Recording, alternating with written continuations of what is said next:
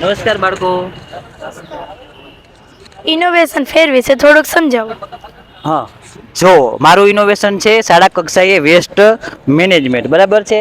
તો શાળા કક્ષાએ આપણે વેસ્ટ કેટલી વસ્તુઓ આવે છે. તો પ્લાસ્ટિકના કાગળો આપણે તમે બધા લઈ આવો છો, ચોકલેટના કાગળો છે, એ બધી વસ્તુઓ છે એ આપણે વેસ્ટ છે. સૌથી વધારે શાળા કક્ષાએ અમારે વેસ્ટ વસ્તુ હોય તો એમાં 5 થી 8 ધોરણની જવાબ વહીઓ છે કે જે અમારે વર્ષે 2 વર્ષે અમારે એને રદ કરવી પડે છે. તો એ જવાબ વહીઓ છે એ આપણે પસ્તીમાં વેચી શકતા નથી, એટલે એને ફરજિયાતપણે આપણે કાં સળગાવવી પડે છે અને કાં જમીનમાં ખાડો ગારીને દાટવી પડે છે. ખાડો ગારીને દાટવા માટે આપણી પાસે સમય રહેતો નથી, એટલે મોટે ભાગે એવું જોવા મળે છે કે બધા લોકો છે તે આગ લગાડીને સળગાવી દે છે, જેથી કરીને વાતાવરણ છે એ પ્રદૂષિત થાય છે. હવે તમારે શું કરવાનું છે, જૂની સ્વાધ્યાય પોથી, પાઠ્યપુસ્તકો, તમારી ભરાઈ ગયેલી બુક, નકામા બધા કાગળો, આ જે 5 થી 8 ધોરણની જવાબ વહીઓ જે છે એ જવાબ વહીઓને આપણે 24 કલાક માટે પાણીની ડોલમાં પલાળી રાખવાના છે. નાના નાના કટકા કરવાના છે. કટકા કરી અને પાણીમાં પલાળી દેતા એમાંથી એક સારો એવો માવો બની જશે. તમે જોઈ શકો છો આ સરસ મજાનો એવો એક મસાલા જેવું બની ગયું છે.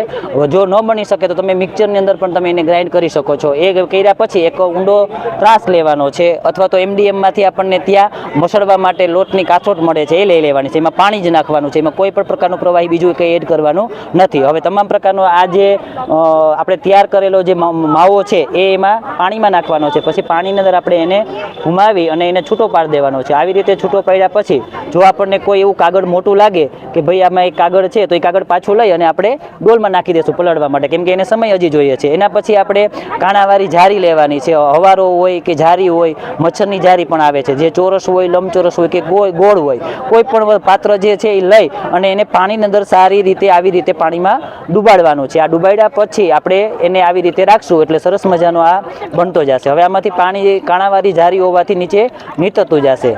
નીતરી ગયા પછી બાળકને આપણે એકાગ્રતા કરવા માટે આપણે એવું કહેવાનું છે કે ભાઈ આ પલ્પ્સ બન્યો છે એ પડે નહીં એ રીતે તમે ઘુમાવો, એટલે મોટાભાગનું પાણી છે એ તરેથી તમે જોઈ શકો છો કે નીચે પડતું જાય છે. આ પડી ગયા પછી માનો કે તમે આને આ રીતના રાખો છો તો એક ધાર સ્વરૂપે પાણી પડે છે. જ્યારે આ ટપકા સ્વરૂપે પાણી પડવાનું ચાલુ થાય ત્યારે નકામા કોથળાઓ રાખી એના ઉપર નકામી ચૂંદડી રાખવાની છે, અને અથવા તો સાડી રાખવાની છે. સાડી રાખ્યા પછી તમારે એના ઉપર સાહેબ મોબાઈલ લઈ લીધો, એ સાડી ઉપર તમારે આવી રીતે એને આવી રીતે ઉથમો વારવાનો છે. ઉથમો વાર્યા પછી નોર્મલી રીતે આપણે એને અહેસાસ દેવાનો છે કે અમે તમારી સાથે છીએ. પછી તમારે એને ધીમે ધીમે આવી રીતે આમ કરી અને પછી ઉપાડી લેવાનું છે. એટલે આવો સરસ મજાનો એક પાપડ જેવું તમને સ્વરૂપ મળી જશે. 2 કલાક કે અમુક કલાક રહ્યા પછી તે સુકાઈ જશે એટલે તમને આવી રીતે છૂટો પડી જશે. હવે જ્યારે તમે આ રીતના કરો છો તો મારે વિષય 3 થી 5 નું પર્યાવરણ છે, એટલે એમાં અલગ અલગ પ્રકારના બીજ, વનસ્પતિના પાન, ફૂલ, છોડ બધા આવે છે, તો એ તમારે આની અંદર એડ કરતા જવાના છે, જેથી કરીને એ એની સાથે ચીપકી જશે. બરાબર છે. આ થઈ ગયા પછી એને સુકાવવા માટે 1 કલાક થી 2 કલાક મૂકી દેવાનો છે. બન્યા પછી આને લાદીમાં તડકે પણ રાખવાનો છે, જેથી કરીને શું થશે, એક સરસ મજાનો આવો સુકાઈ ગયેલો કાગળ તમને રિસાયકલ થઈ અને રીયુઝ કરવા માટે તમને મળી જશે. આની અંદર તમે તમામ ધોરણના TLM, તમામ પ્રકારની ડ્રોઈંગ, તમામ પ્રકારની બધી એક્ટિવિટી, પાડાઓ, શબ્દો, કાર્ડ, વાક્ય બધું તમે છે એ આની અંદર તમે બનાવી શકો છો. બરાબર છે. હવે ચીકુ જેવા મોટા બીજ છે તો તમને બાળકો એવું થશે કે સાહેબ આની અંદર આપણે ચીકુ જેવા બીજ કેવી રીતે આપણે નાખશું? તો ચીકુ જેવા બીજ છે એને આવી રીતે એક ગોળ પિંડાની અંદર નાખી અને આવો મણકો બનાવવાનો છે.